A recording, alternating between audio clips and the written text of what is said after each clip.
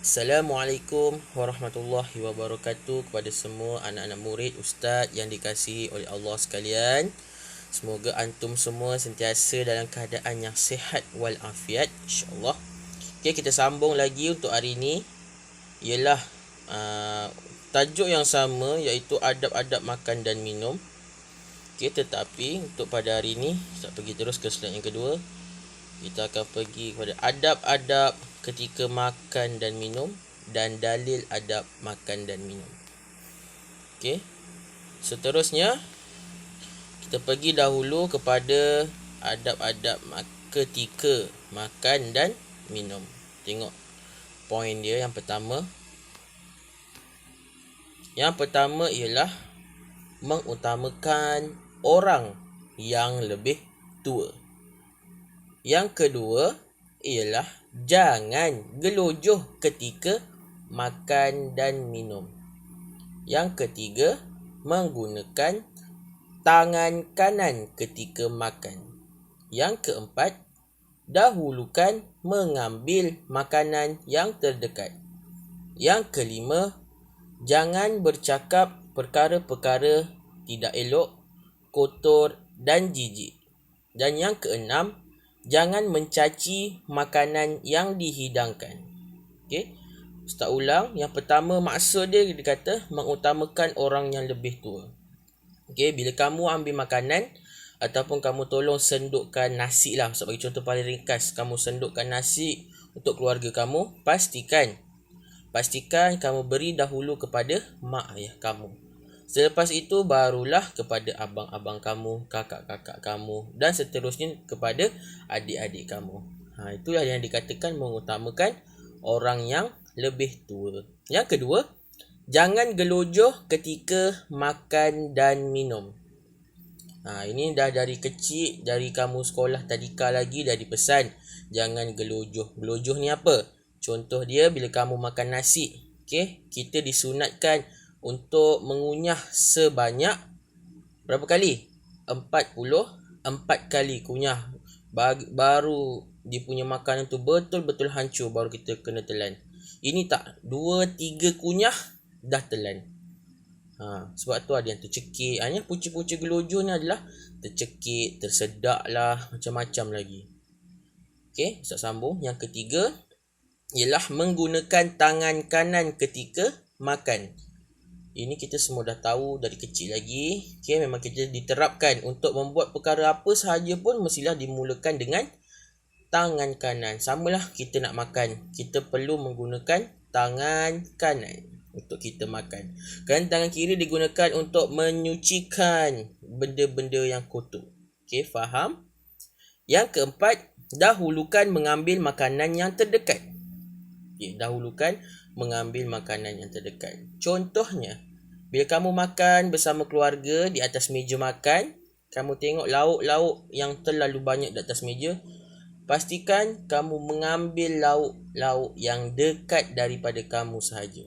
Ya, kerana bila kamu mengambil lauk yang jauh, ia rasa tidak sopan. Melainkan dengan cara kamu meminta orang lain untuk mengambilkan lauk yang jauh itu. Okay, kita dipesan untuk sentiasa mengambil lauk yang dekat-dekat sahaja. Bukan tak boleh makan lauk yang jauh, boleh. Cuma kita perlu meminta izin orang lain untuk mengambilkan lauk yang jauh itu. Faham? Okey. Yang kelima, jangan bercakap perkara-perkara tidak elok, kotor dan jijik. Okey. Bila kita nak makan, makanan ini semua akan masuk ke dalam perut kita, akan masuk ke dalam badan kita. Darah yang mengalir semua tu adalah yang mengalir dalam badan kita. Sebelum kita makan, kita dah bercakap buruk, dah berkata buruk, dah mencaci, dah mengutuk makanan tu tak sedap lah, makanan ni busuk lah, apalah. Lalu kita makan. Kata-kata itu semua akan masuk ke dalam badan kita semua. Faham? Sebab tu kita tidak dibenarkan bercakap ketika makan, kerana satu percakapan tu adalah doa. Bila kita cakap benda-benda yang tak elok kepada makanan dan makanan pun kita makan, ia akan mengalir ke dalam badan kita. Ustaz tak nak kamu semua buat benda macam tu. Okey, cakap benda yang elok-elok ataupun diam sahaja ketika makan. Dan yang keenam, jangan mencaci makanan yang dihidangkan. Okey. Sama je yang kelima tadi, cuma jangan mencaci makanan yang dihidangkan. Kamu jangan mengata buruk lah makanan. Contoh kalau jiran kamu bagi makanan ke, jangan cakap tak sedap. Jangan cakap masin, pahit. Makan je. Terima kasih. Kalau rasa tak sedap, kamu cakap dalam diri kamu. Cakap dalam hati. Tak perlu kamu nak memfitnah ataupun kamu nak mengata belakang jiran kamu. Kamu nak kata buruk jiran kamu masa tak sedap. Jangan. Biarlah kamu sendiri je yang tahu. Jangan bagi orang lain tahu. Takut menimbulkan fitnah. Bila dah fitnah, jatuh dosa besar. Okey, jelas semua? Okey. Kita sambung. Yang seterusnya ialah dalil adab makan dan minum. Okey. Kenapa ada dalil? Maksudnya dekat sini kita dah diterapkan untuk supaya mengikut adab makan dan minum ni, sebab dah diturunkan dalil oleh Allah Subhanahu Wa Taala. Kita tengok dalil dia. Mari membaca bersama. Daripada Ibnu Abi Salmah radhiyallahu anhu, Rasulullah sallallahu alaihi wasallam bersabda, "Ya ghulamu samillaha wa kul biyaminika wa kul mimma yalika."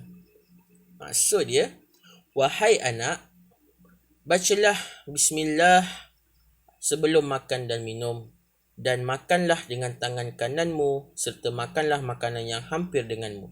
Riwayat Al-Bukhari dan Muslim. Okay, dalil ni pun dah menceritakan bahawa kita kena sentiasa baca bismillah sebelum makan, makanlah dengan tangan kanan dan makanlah yang hampir denganmu.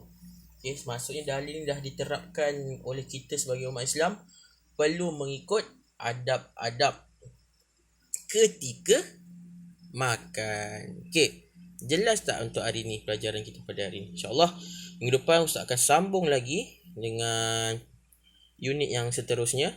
Kita masih dalam pelajaran yang pertama. Okey, semoga kita dapat bertemu secara bersemuka. Doakan COVID-19 ini berjaya diputuskan rantaiannya di negara ini ataupun di seluruh dunia, insyaAllah.